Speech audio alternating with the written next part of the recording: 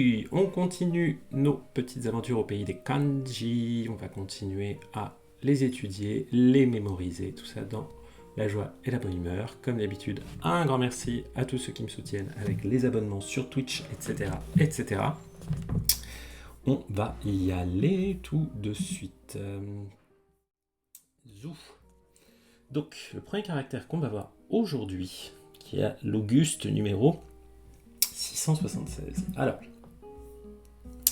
il va commencer avec la clé verticale de Kokoro, le cœur, l'esprit, qui indique l'état d'esprit. Oh, je vais vous zoomer un petit peu là-dessus, ce sera mieux là. Voilà, l'état d'esprit, Kokoro. Je vais faire une autre méthode de zoom, ce sera un peu mieux, comme ça. Yes, là c'est parfait. Kokoro, Kokoro, l'état d'esprit, le cœur, tout ça, ce que vous pensez, ce que vous ressentez. Ensuite, on a la gauche, Hidari. Je ne sais pas si vous vous souvenez de ce petit kanji, la gauche, à confondre avec la droite, qui est à la place de cette petite partie qui ressemble au katakana et à kuchi, un petit carré. Donc, et en dessous, on a la lune. Mon sentiment, mon état d'esprit, la gauche et la lune. On le retrouve ici. Alors, ce kanji, il veut dire la flemme. La flemme, vous savez, là c'est ambiance rentrée, je reviens de vacances, tout ça. La flemme, quand on est fatigué, qu'on n'a pas de courage, et voilà. Ça, il n'a qu'une lecture on qui est da, qu'on va trouver dans différentes petites ouais, daki. Ouais, je pense qu'il y a des prononciations un petit peu des non, pas d'assez, d'ajaku, voilà. Donc c'est un kanji compliqué, c'est pas un kanji qu'on voit très souvent. Vous voyez, en termes de popularité, il est assez faiblard, mais je trouve que c'est un kanji qu'on peut assez facilement mémoriser, même quand on oublie sa prononciation, tout ça. Parfois, ça peut venir en aide quand on est sur un texte un peu compliqué. Hey, coucou Géraldine, ravi de te revoir. Donc, pourquoi je trouve qu'il est facile? Parce que moi, donc là, c'est mon état d'esprit quand je me suis levé du pied gauche. Ok, vous savez, la lune dans les kanji, c'est un radical qui désigne des parties du corps le plus souvent. Donc, si j'ai mis mon pied, ma partie du corps sur la gauche en me levant le matin, mon état d'esprit, ça va être que je vais avoir la flemme toute la journée. Je vais être fatigué, voilà.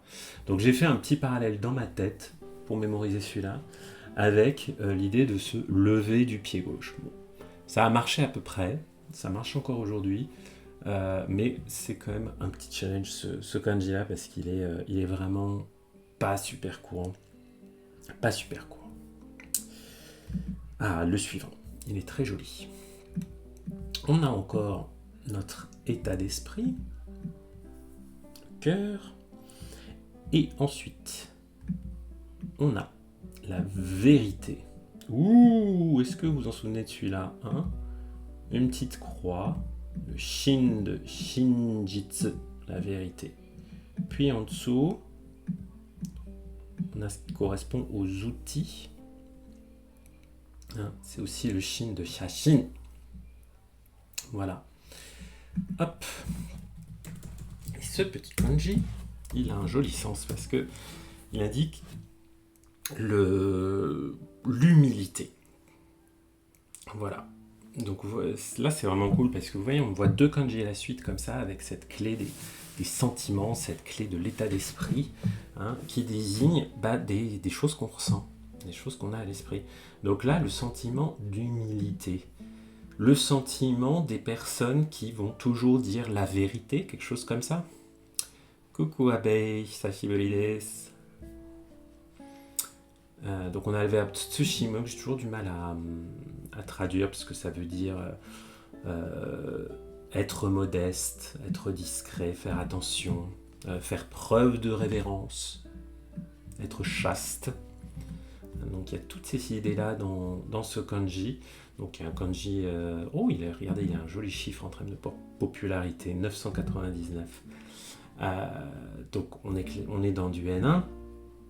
Il y a une prononciation on shin, qui est la même que la prononciation on de cette partie droite toute seule, comme c'est souvent le cas pour les prononciations on. Comme dans le mot shincho, qui veut dire prudent. Shincho. Tsushime, être prudent, faire preuve de révérence. On a aussi cet adjectif tsumashi, encore un adjectif en shi, comme tsukushi, ce genre de choses. Modeste, réservé, calme, tout ça. Donc tout ça, c'est des bonnes qualités, et ce sont les qualités, l'état d'esprit des personnes qui disent toujours la vérité. Voilà, moi j'ai fait cette association-là dans ma tête. Quelqu'un qui est humble, c'est quelqu'un qui va toujours dire la vérité, qui ne va pas se mettre trop en avant, qui ne va pas baragouiner sur ce qu'il sait faire et tout ça. Ensuite, next one. Je vais encore grossir un petit peu, voilà, ce sera mieux comme ça. Alors, où j'en étais ? Oui, 878. Ah, là, on a un truc un peu méta, parce qu'on a l'état d'esprit, ce qu'on ressent, tout ça, les émotions, et à sa droite, hop, j'ai fait n'importe quoi. Petit problème de souris, hop. Voilà.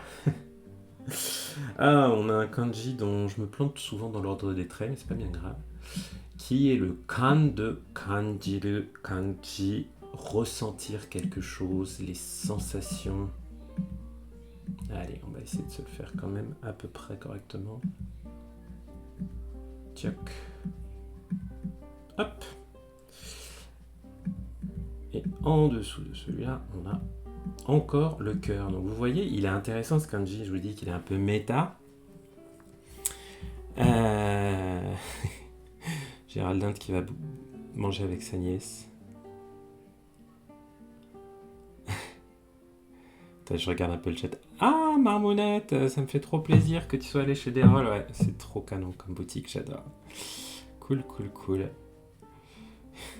Donc, ok, est-ce qu'il me l'a reconnu celui-là ? Oh, est-ce que celui-là, c'est la prononciation, là, en ce moment, j'ai un peu du mal à Elle me revient pas. Non, c'est pas celui-là, vous voyez, celui-là, il ressemble, mais c'est la clé de la main. Est-ce qu'on le trouve ? Ah ben oui, il est là. Non, je l'ai pas si mal dessiné que ça, en fait. Hop. Ok. Donc, ça aussi, c'est un kanji un peu retors, qu'on trouve pas super souvent, parce que ce verbe-là, uramu, il y a d'autres façons de l'écrire. On écrit plutôt avec ce kanji-là. Sinon, il a une prononciation on qui est kan, pas exactement comme la prononciation de la partie droite du kanji. Comme je vous le remonte, c'est kanjiru. C'est pas grave, ça. Ouais, donc ça correspond vraiment exactement à la partie droite de celui qu'on vient de voir. Et ce kanji, ça y est, je me suis souvenu de ma méthode, de la petite histoire que je m'étais fait pour le mémoriser. Donc j'ai mon état d'esprit, mon sentiment, et j'ai mes sensations, ce que je ressens. L'état d'esprit, les sensations, tout ça. La petite histoire que je m'étais faite pour le mémoriser, c'était imaginer quelqu'un qui est assez sensible et qui a des réactions un peu impulsives sur le moment, qui va se fâcher très fort avec quelqu'un et tout. Et ben, c'est quoi son état d'esprit à cette personne plus tard quand elle se dit « Ah merde, je me suis emporté là, je me suis fâché, j'aurais peut-être pas dû réagir si fort sur la base de ce que je ressentais sur le moment. » Et ben il va ressentir du regret, des remords. Donc voilà, j'avais fait la correspondance dans ma tête entre ce sens de remords, regret, avec cet état d'esprit qu'on avait après s'être allé un peu trop fort avec ses émotions, ses sensations. Voilà. Franchement, ce kanji, j'ai aucun souvenir de l'avoir vu dans un mot que j'ai appris, donc pas facile d'expliquer pourquoi celui-là il s'est retrouvé dans les Joyo kanji et pas d'autres kanji, ma foi, un peu plus courants. Non mais c'est vrai. Hein. Urame, ouais, parce que quand même, ouais, c'est vrai qu'il a un sens. Ouais, on est plus sur un cas où c'est un kanji qui permet de distinguer deux sens différents d'un même verbe. Donc ce verbe urame, hein, qui veut dire éprouver du ressentiment, détester, to hold a grudge, comme on dit en anglais, il s'utilise plutôt avec ce kanji-là. Quand on est sur le sens de urame, qui veut dire regretter quelque chose, bon, on peut éventuellement utiliser ce kanji-là. Mais vous voyez que là, qu'est-ce qu'il nous dit Jisho? On utilise plutôt les kana directement, quoi. C'est à quel point ce kanji est vraiment pas très courant. Donc pareil, pas trop grave, si vous l'oubliez un petit peu, il vous reviendra et vous pourrez le réétudier quand vous en aurez absolument besoin. Ah, ensuite là, le suivant, celui-là,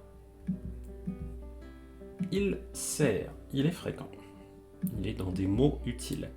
Donc on a toujours notre clé de l'état d'esprit, ce qu'on ressent, le cœur, et à droite, on va avoir un kanji qu'on connaît déjà, qui est celui de l'idée. L'idée, le concept, la notion. Donc là encore, c'est un cas où on a deux fois kokoro, hein, vous voyez. Donc on voit qu'on est un peu dans l'abstrait, tout ça, dans ce que les gens ressentent, de ce que les gens pensent. Et puis ce qui veut dire quoi, ce kanji, hein? Il veut dire, voilà, le souvenir, la mémoire, se souvenir de quelque chose. Se souvenir de quelque chose. Hein, l'idée, là, dans la partie droite, si on s'en souvient, si voilà, on la regarde à nouveau, vous voyez, c'est le cœur, et au-dessus, c'est le son, un son, oto. Et donc ça, c'est un mot qui est utilisé par exemple pour dire kyoku, hein, les souvenirs, la mémoire. Kyoku. Et donc comme ce mot-là, il est assez courant, on le trouve assez facilement. Sono kyoku. Okusoku, aussi un mot assez courant, hein, la supposition, quand vous essayez de deviner quelque chose, une supposition. Okubyo aussi, littéralement. Non, okubyo c'est avec un autre kanji, ouais. Non, ça c'est un peu une erreur qu'il l'ait mis là. Je suis pas d'accord. Mais voilà, si vous connaissez kyoku, okusoku, ça c'est des bons mots à connaître. Et donc, si on en revient à comment essayer de mémoriser ce petit kanji. Donc, mon état d'esprit face aux idées. Pas évident, hein, on est dans du super abstrait là. Hein. Mon état d'esprit, les idées. Qu'est-ce que je m'étais mis comme méthode là-dessus? Je crois que je m'étais fait un petit délire proustien. Vous savez que j'aime beaucoup Proust. Et comme Proust, quand il pense, c'est quelqu'un qui pense énormément, tout son bouquin se passe essentiellement dans sa tête, dans ses souvenirs justement. J'ai pris cette idée des souvenirs, hein, parce que à la recherche du temps perdu, c'est une histoire de souvenirs, de quelqu'un qui se souvient, avec la fameuse Madeleine de Proust, et cette mémoire qui se déclenche. Et voilà, j'avais fait une vague correspondance entre toutes les idées et l'état d'esprit dans lequel il se trouvait pour mettre, coucher sur le papier tous ses souvenirs. Mais bon, c'est un peu vague, c'est pas super concret, bon, ce qui est souvent le cas malheureusement avec les kanji sur des notions un peu abstraites comme ça. Allez, on va jeter un petit coup d'œil du côté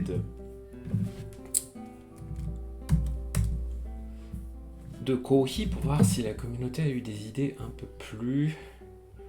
Ouais, voilà, le souvenir, c'est ramener des idées dans votre état d'esprit. Ok, ça peut marcher, ça peut être une bonne définition, type dictionnaire. Le souvenir, ramener des idées dans votre état d'esprit actuel. Ça marche aussi. Voilà, on n'a pas besoin d'aller chercher Proust et sa Madeleine, on peut les laisser tranquillou de côté. Alors, le suivant. Donc, faut pas le confondre avec un qu'on a vu il y a quelques instants qui indique l'humilité. Donc, cette fois-ci, j'ai toujours mon état d'esprit, mais qu'il est très utilisé. Et à droite, j'ai l'outil. Tout à l'heure, on avait vu un kanji très similaire, mais qui avait en plus une petite croix en haut, parce que la partie droite, ce n'était pas juste l'outil, c'était la vérité, le shin de Shinjitsu. Ok. Donc, mon état d'esprit, quand je vois tous ces outils.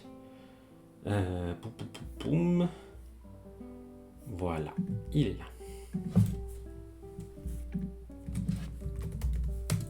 Qu'est-ce que c'est que mon état d'esprit ?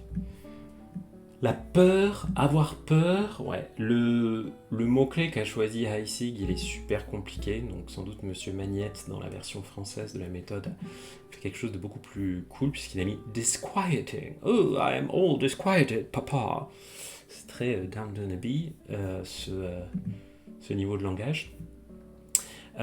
Mais donc c'est le fait d'être perturbé, d'être agité, voilà, ça va pas en gros. Et pourquoi ça va pas ?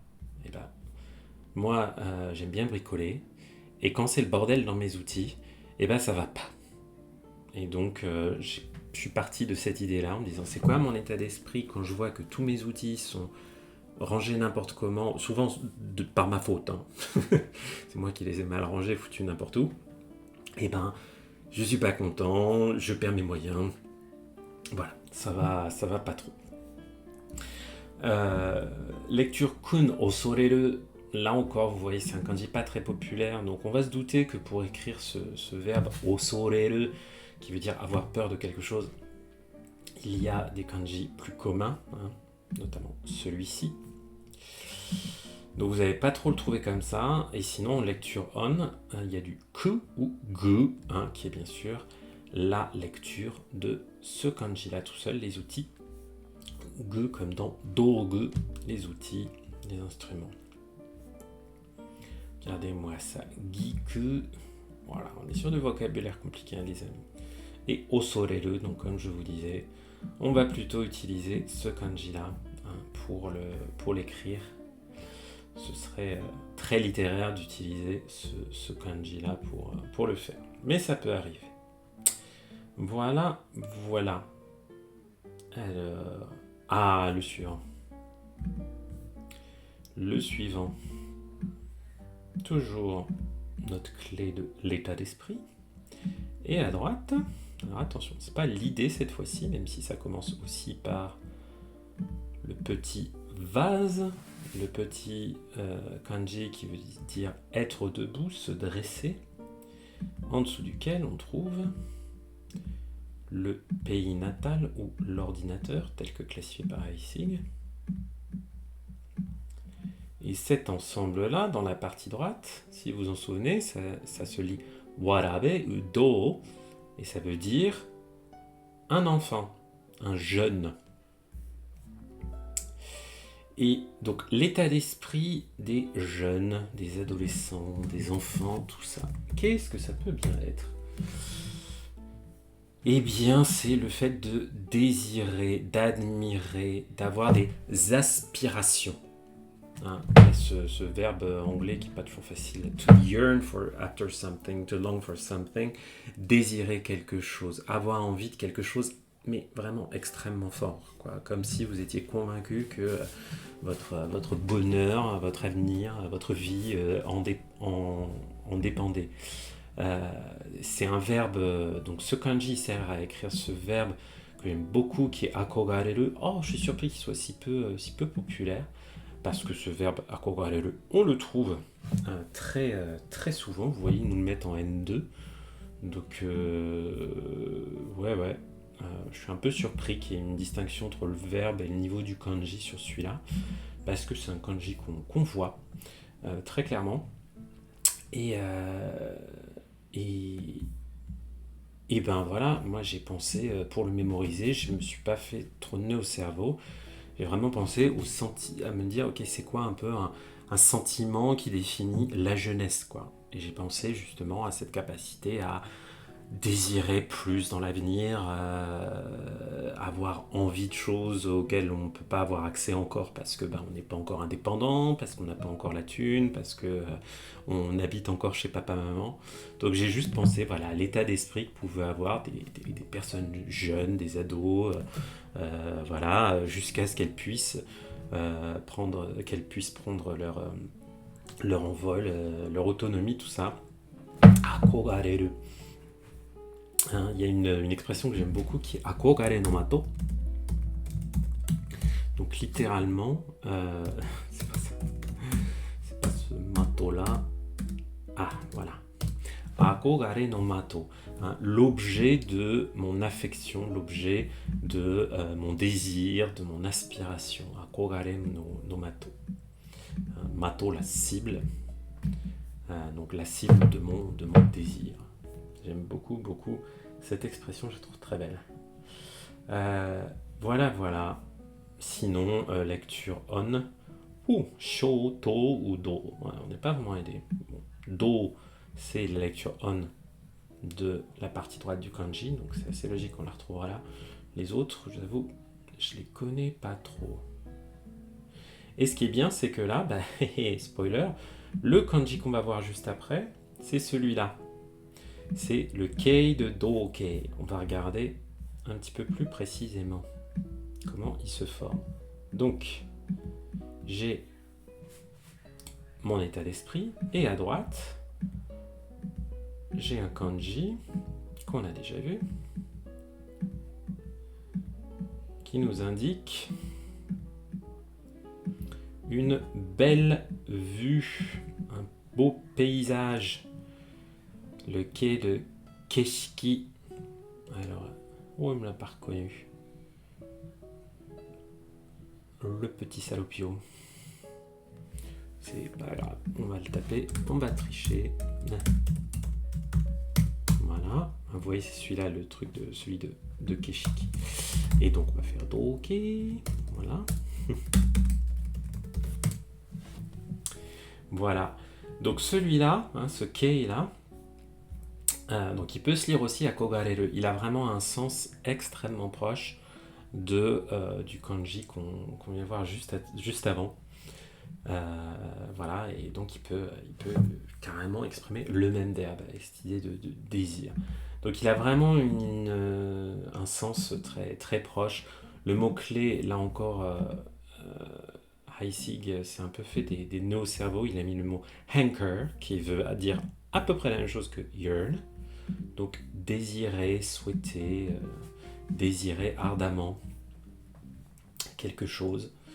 Et là, moi, je m'étais fait, alors pour le mémoriser, je m'étais encore fait un truc bien subjectif. N'oubliez pas, c'est les histoires subjectives, les histoires liées à votre histoire personnelle, et moi, mnémotechnique liée à ce qui fait sens pour vous, dans ce que vous ressentez, dans ce que vous aimez, dans ce que vous avez vécu. C'est ça qui va, et vos souvenirs, parce on se crée des souvenirs en faisant des histoires mnémotechniques. C'est ça qui reste. Et moi j'étais parti de la série animée Evangelion, dans laquelle il y a un garçon, le personnage principal, qui a des relations très compliquées avec son père. Et c'est une série dans laquelle il y a souvent des très beaux paysages, parce que ça se passe près du mont Fuji et tout. Et donc j'ai pensé à l'état d'esprit de ce garçon quand il regardait ce mont Fuji, ses couchers de soleil et tout. Il y a pas mal d'assez belles vues dans cette série. Et au fait que dans ces moments-là, il pensait surtout à ce qu'il désirait le plus. Et ce qu'il désirait le plus, c'était l'amélioration des relations avec son père. Voilà. En tout cas, de savoir un peu comment lui parler, pas toujours évident. Les relations de famille, voilà. Donc moi ça avait du sens pour moi, mais c'est quand même un petit peu foireux. Donc on va regarder, c'est pas un petit peu mieux. Ouais. Ok. Ah, on pourrait penser à quelqu'un, ouais, qui regarde depuis sa fenêtre un paysage plus vieux, et puis que son désir, tout ce qu'il souhaite, c'est que bah, il fasse beau et que le soleil, comme on a le soleil, le jour là en haut dans ce kanji, que le soleil fasse son apparition. Ça peut marcher aussi. Peut-être que vous pouvez penser à, il y avait ce joli film là qui s'appelait Tenki no Ko, qui était Les Enfants du Temps, qui était très chouette. Alors, le suivant. Ok. Cette fois-ci, on a un autre radical. Ouhou. Donc là, on va pas commencer avec, l'état d'esprit à gauche, non. On va prendre là le cimetière, la tombe. Je sais pas si vous vous en souvenez de celui-là. Hein. Commencer avec la clé de ça, la clé de l'herbe, de la végétation. En dessous, on avait le soleil. En dessous, on avait quelque chose de grand, ou le grand chien, tel qu'aime bien le désigner ici, ou le pas très joli scotch. Allez, un peu mieux.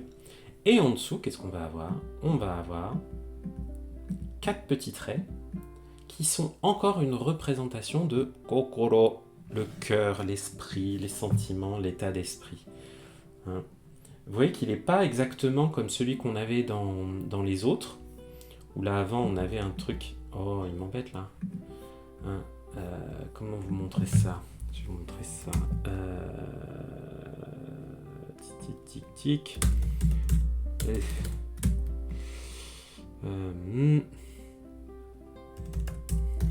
Voilà. Par exemple, dans Kyoku que vous venez de voir, vous voyez que le cœur, là, on reconnaît vraiment avec son tracé habituel. Là, on est juste sur 4 traits comme ça, avec celui du milieu qui est un peu plus haut. On n'est pas non plus comme les 4 petits traits du feu. Hein. Les 4 petits traits du feu, ils sont comme ça. 1, 2, 3, 4. Non, dans ce cas-là, on est sur 4 traits comme ça. Donc voilà, il y a des petites différences. C'est important de les connaître parce que ça vous évitera les contresens et de comprendre de travers la kanji. Si vous voyez que là, c'est le cœur, l'état d'esprit, et que là, c'est le feu. Donc voilà. Tout ça pour vous dire que on est encore sur un sens assez proche des deux kanji qu'on vient de voir, je suis désolé. Puisqu'on a encore cette idée de désir, d'amour profond, d'adoration. Donc là, on peut carrément parler d'adoration. Hein. Éventuellement d'un amour qui est un kataomoi, c'est-à-dire un amour à sens unique. Sa lecture on étant d'ailleurs beau. Beau. Voilà. Et le verbe shitau, donc cette fois-ci, au moins, c'est pas le verbe akogareru, c'est le verbe shitau, hein, qui pour moi est un peu plus, encore un peu plus chargé d'émotion que le verbe akogareru. Akogareru, c'est des choses qu'on désire, qu'on veut, mais c'est pas forcément des choses qu'on aime d'amour, entre guillemets. Alors que shitau, pour moi, il y a vraiment cette notion de aimer quelque chose vraiment amoureusement, quoi. Hein. Il y a vraiment, voilà, il y a un petit cœur au-dessus de la tête hein, pour les choses qu'on va shitau. Voilà, on va, je sais pas comment on dit ça, idolize en français. Bref, célébrer vraiment comme une idole, voilà. Donc celui-là, il est pas mal à connaître aussi, c'est encore du N1, hein, mais le verbe shitau, c'est pas du vocabulaire qu'on apprend dans sa première année de japonais, mais il est bon à connaître et surtout je trouve qu'il est facile à mémoriser. Pourquoi? Hey, coucou gros papa, genki desu ka? Hisashi volé. Donc, pourquoi je trouve qu'il est facile? Parce que ça se passe dans un cimetière et j'ai mon cœur. Eh bien, moi je pense à quelqu'un qui a perdu son amoureux ou un parent proche, voilà, et qui vient le visiter au cimetière. et qui ressent du coup toute, voilà, qui regrette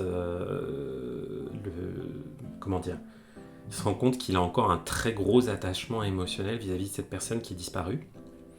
Et voilà, j'avais pensé à quoi aussi, vous savez, au mythe de Tristan et Iseult, où après leur mort, il y avait des plantes qui poussaient d'une tombe vers l'autre, et puis qui se liaient pour montrer que même au-delà de la mort, leur amour continuait. Donc je m'étais peut-être fait aussi un petit délire avec Tristan et Iseult sur le fait que voilà, qu'il y avait cet amour inconditionnel, passionnel, ce désir incroyable exprimé par ce kanji. Donc ça avait marché comme ça à peu près pour moi.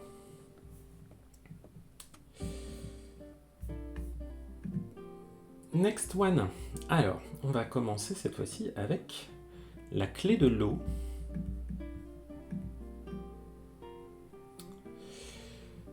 Ensuite, on a le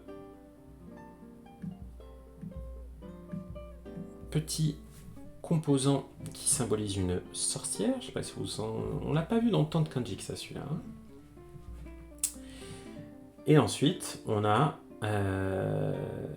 notre petit cœur en dessous. Vous voyez aussi la différence, c'est qu'on fait d'abord le grand trait, puis après on fait les 3 autres. Hein. Là où, si on avait fait le feu, les 4 petits traits du feu, on aurait fait 1, 2, 3, 4, de gauche à droite. Là, on commence par celui du milieu, puis les petits. Ok ? Et donc, celui-là, il nous parle d'annexion, ou plutôt le fait d'accompagner, de venir avec quelque chose. On a aussi cette notion de garniture. Imaginez voilà, la salade qui accompagne votre plat principal, votre omelette ou je sais pas quoi. C'est le sens de ce verbe, hein, soeru, accompagner, garnir. Hein. Kare wa hana ni kirei na kaado o soete kanojo ni okutta. O soete, hein, en accompagnant, en garnissant. Avec une lecture on qui est ten. Et voilà, on est encore sur du kanji N1. Hein. Désolé, mais plus de la moitié des kanji Joyo Kanji sont des kanji niveau N1, hein, puisque quand on passe jusqu'au N2, on ne voit qu'à peu près la moitié des Joyo Kanji. Qu'est-ce qu'ils vont nous mettre ? Ah oui, tenjo ou tenkabutsu, un additif, quelque chose qui a été ajouté, sans que forcément on le demande. Ouais, c'est vraiment ce soeru hein, qu'on voit souvent, sou éventuellement, même s'il y a un autre sou qui existe, qui est peut-être un petit peu plus courant. Voilà, comment... Ah, je l'avais retenu celui-là. Comment je l'avais retenu ? Bonne question. Ah non. 684.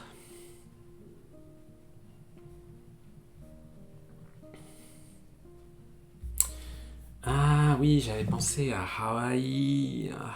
Oui, parce que comme ce kanji-là, hein, il veut dire aussi le ciel. Hein, c'est le ten. Le ten. Voilà. Hein, ama, le ciel, les cieux au-dessus de nous. Et j'avais pensé à l'île de Hawaï, perdue au milieu de l'eau, l'eau, dans laquelle j'ai passé peut-être ma lune de miel avec les lunes de mon cœur,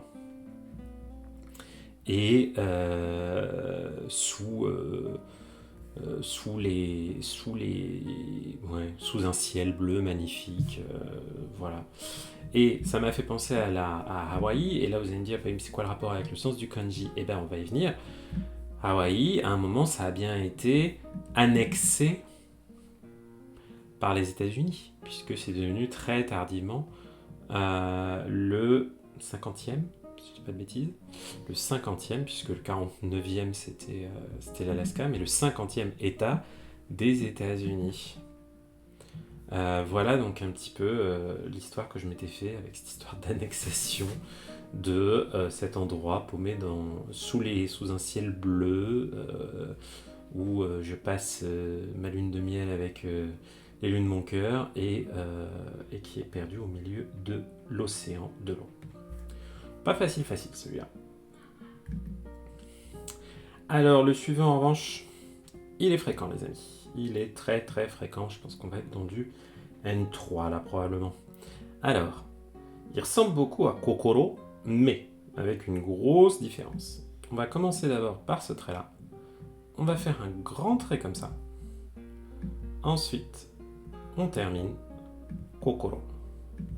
Oh, il est moche celui que j'ai fait. C'est pas grave. En vrai, ça ressemble plus à ça, hein, ce que j'aurais dû faire. Hop. Celui-là, que veut-il dire? Est-ce que je me suis trompé sur mon diagnostic? Non, c'est bien du N3. Hein.